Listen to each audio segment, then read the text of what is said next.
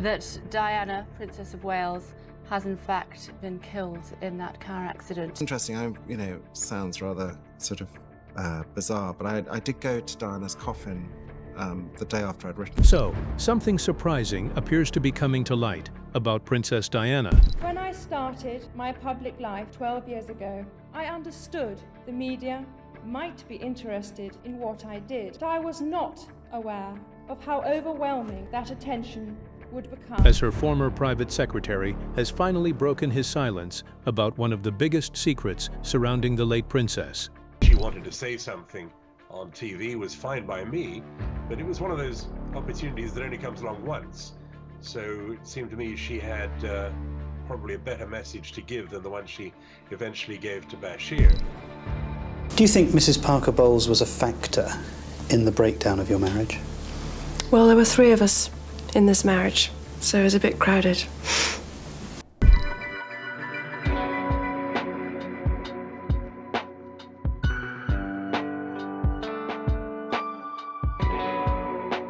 For years, people have wondered what really happened behind the palace doors and what Diana may have shared privately with the people she trusted most. But what exactly did Diana's former private secretary reveal? And why has this long-kept royal secret suddenly become the center of attention?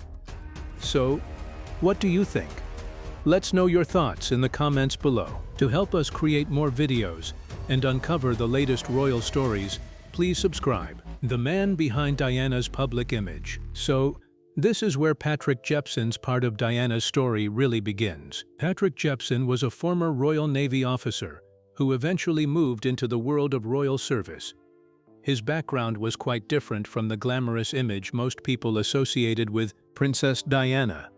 He was trained, organized, disciplined, and used to dealing with situations where careful planning mattered. But how did he become her private secretary? Jeppson joined Princess Diana's staff in the early 1990s, at a time when her life was becoming increasingly complicated. Diana was no longer simply the shy young princess who had captured the world's attention after marrying Prince Charles. She had become one of the most famous women on the planet. And behind all of that attention, someone had to help manage the enormous pressure. That was where Jeppson came in. As Diana's private secretary, his responsibilities went far beyond simply organizing her diary. He helped arrange meetings, plan official engagements, communicate with organizations, prepare speeches, deal with correspondence, and coordinate many of the people involved in her public work. But there was another side to the job. Jeppson was also involved in helping shape how Diana presented herself to the public. That was incredibly important, because Diana had become more than a member of the royal family. She had become a global public figure with her own causes, interests, and growing independence. And this is where Jeppson's relationship with Diana became particularly interesting. He was not simply another employee working somewhere inside the palace system. He was one of the people who worked closely with her during a period when her relationship with the traditional royal establishment was becoming increasingly complicated. Diana was developing her own voice, and that sometimes created tension. At the same time, she was becoming more confident about using her position to draw attention to causes she genuinely cared about. She visited hospitals, supported charities, met people affected by serious social problems, and used her enormous popularity to bring attention to issues that were often ignored. Jeppson helped manage much of that public work. And then, of course, there was the media. This was perhaps one of the biggest challenges surrounding Diana. Photographers followed her everywhere. Newspapers constantly reported on her personal life, and the public wanted to know almost everything about her. Managing that level of attention was incredibly difficult. Jeppson therefore found himself in a complicated position. He had to help protect Diana's interests while also making sure her public responsibilities were handled properly. But there was something else that made his position unusual. He was close enough to see Diana away from the cameras. He saw the person behind the public image. He witnessed the pressure that came with being Princess Diana, while also helping her navigate the demands placed on her. That does not mean he agreed with every decision she made. In fact, Their working relationship was not always simple. Like any close professional relationship, it had disagreements, difficult moments, and competing opinions. Still, Jephson became an important figure during a crucial chapter of Diana's life. And perhaps that is why his later comments about Diana attracted so much attention. What was Princess Diana's private life really like? What did Patrick Jephson see about Diana that the public rarely saw? Let's find out. The hidden side of Princess Diana. So, this is where the story takes a much more personal turn. For years, the world knew Princess Diana as the woman who could walk into a room and immediately capture everyone's attention. She was graceful, warm, stylish, and often incredibly confident in front of cameras. But behind the palace walls, there was another side of Diana that the public rarely got to see. To the outside world, Diana often appeared calm and in control. She knew how to smile for photographers, speak to crowds, shake hands, and handle enormous public attention. But according to accounts of her working life, the person behind that public image could be much more emotional, sensitive, funny, determined, and sometimes deeply frustrated. That difference is important because Diana was not simply dealing with royal duties. She was also trying to understand her own place inside an institution where almost every part of her life could be watched and judged. So, what was the private Diana really like? For one thing, she could be extremely determined. Once Diana believed strongly in something, she was not always willing to simply step aside. She wanted to make a difference, particularly when she felt that an issue was being ignored. Jephson's position gave him a front-row view of how seriously she took her work. Diana was not just interested in looking good at charity events. She wanted to meet people, listen to their stories, and understand what they were going through. That could sometimes make her work difficult to manage. A royal schedule could be carefully planned weeks or even months ahead. But Diana could become emotionally involved with the people she met. If something touched her deeply, she wanted to respond. That meant her private feelings could sometimes affect her professional decisions. And then there was her sense of humor. This is another part of Diana that could easily disappear behind the photographs and headlines. Away from the cameras, she could be playful, warm, and surprisingly funny. She could laugh, joke with people around her, and use humor to make difficult moments feel a little easier. But beneath that lighter side, there were also emotional struggles. Diana lived under enormous pressure. Her marriage was constantly discussed in the media. Her personal relationships attracted attention. Her appearance was judged. Her children watched. Even ordinary decisions could become newspaper stories. Imagine having almost no real privacy, while millions of people believe they know everything about you. That pressure could be exhausting, and this is where someone like Jephson became important. As her private secretary, he was not simply there to organize appointments. His job involved helping manage Diana's demanding schedule, public engagements, correspondence, meetings, travel, and many of the complicated details surrounding her public work. He was therefore close enough to see the difference between the woman the public saw and the woman who appeared when the cameras were gone. Diana could be incredibly strong in public and still feel vulnerable in private. She could walk into a crowded room with confidence, yet later struggle with the emotional weight of everything that had happened. That does not make her weak. If anything, it shows how complicated her life really was. There was also another side to Diana's determination. As she became more independent, she increasingly wanted control over her own public identity. She was no longer satisfied with simply being presented as a member of the royal family. She wanted her work to mean something. She wanted people to remember the causes she supported, not just the dresses she wore or the headlines surrounding her marriage. And according to accounts from people who worked closely with her, that desire could make Diana both inspiring and challenging. She had strong emotions, strong opinions, and a strong need to connect with ordinary people. That is perhaps what made her so different. The public saw Princess Diana, but behind palace doors, there was a woman who laughed, worried, argued, cared deeply, became frustrated, made mistakes, and kept trying to find her own way. What was the royal secret Diana struggled to talk about before her death? Could a mysterious royal decision from 2006 reveal something about Diana's private struggles? Let's take a closer look. The royal secret Diana couldn't talk about. So, let's take a step back to where the entire story begins. When people talk about Princess Diana, they often remember the smiling woman who seemed to connect with ordinary people in a way few members of the royal family had before. They remember her charity work, her fashion, her warmth, and the huge crowds that followed her everywhere. But behind that public image was another Diana, a woman dealing with private struggles, complicated relationships, and enormous pressure. And this is where the mystery becomes interesting. There has been a lot of discussion over the years about the things Diana may have known, experienced, or kept to herself while she was part of the royal family. Some stories have been presented as shocking secrets.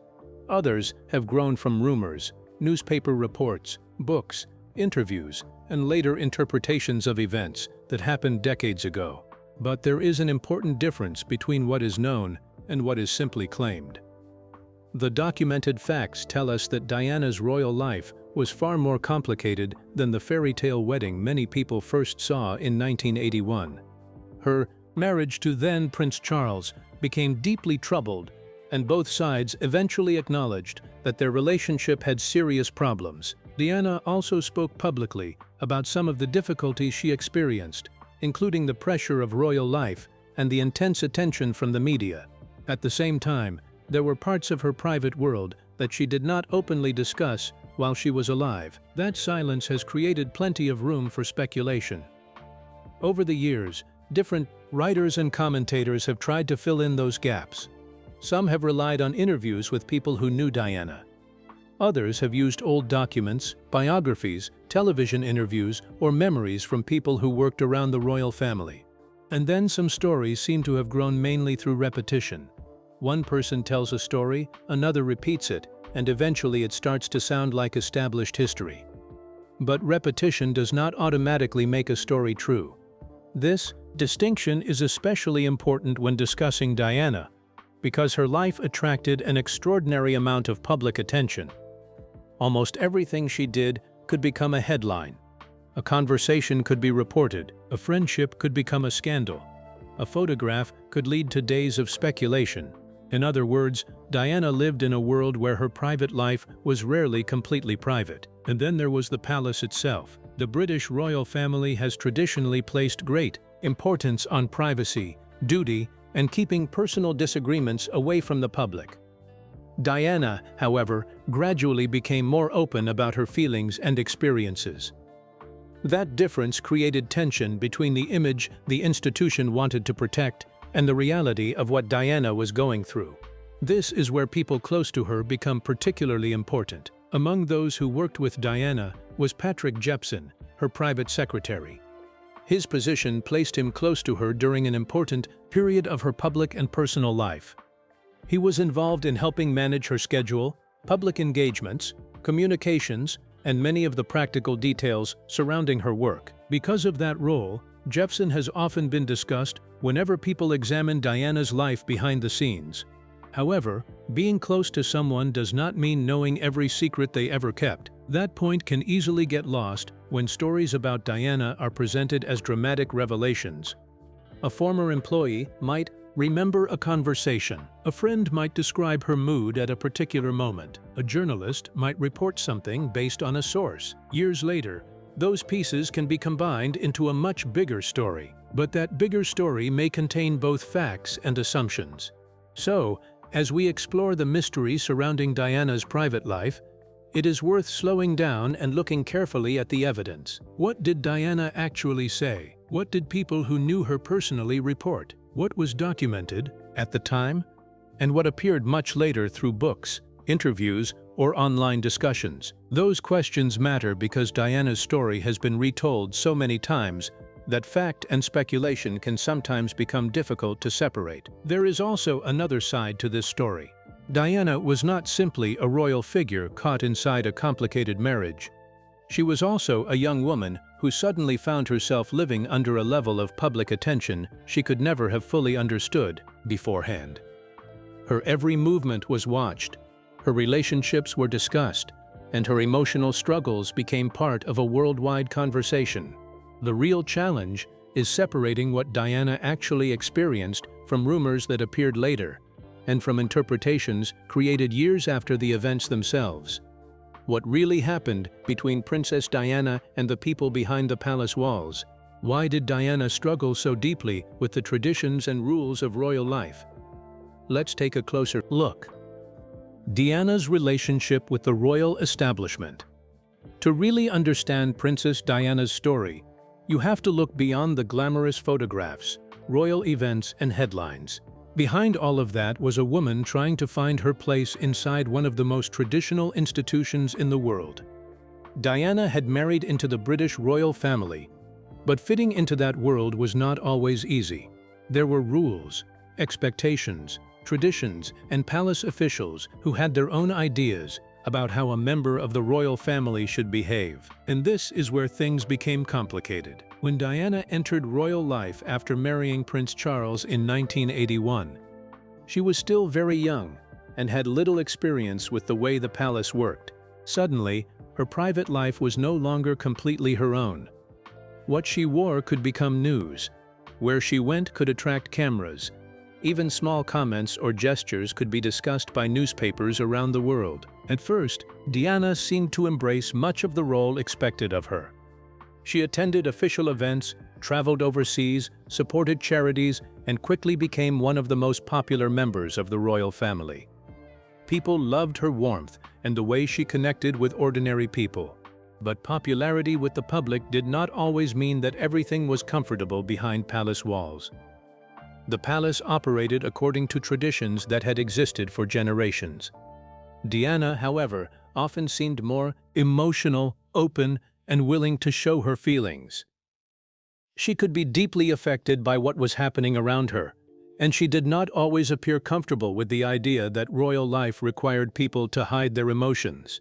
Diana was also becoming increasingly aware that being a princess involved much more than simply attending events and smiling for cameras.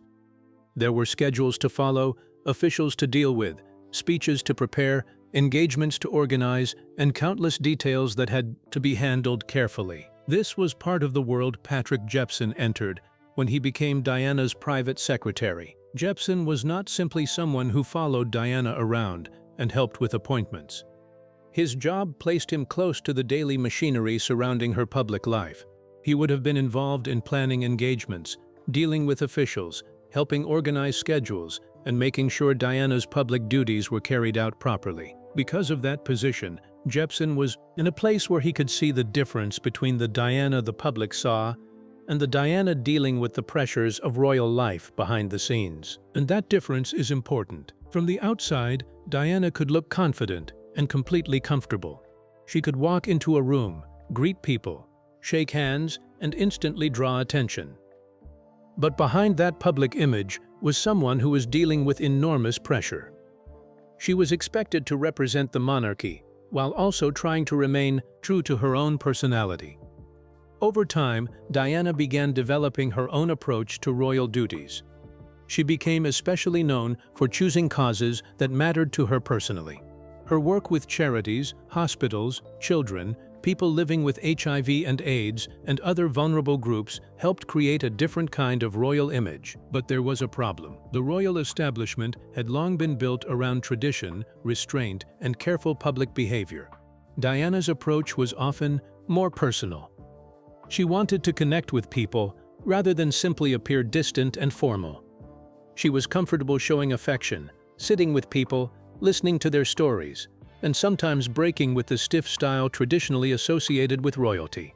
Inside the institution, however, things could be more difficult. Diana's growing independence meant that she was not always simply following the traditional royal script.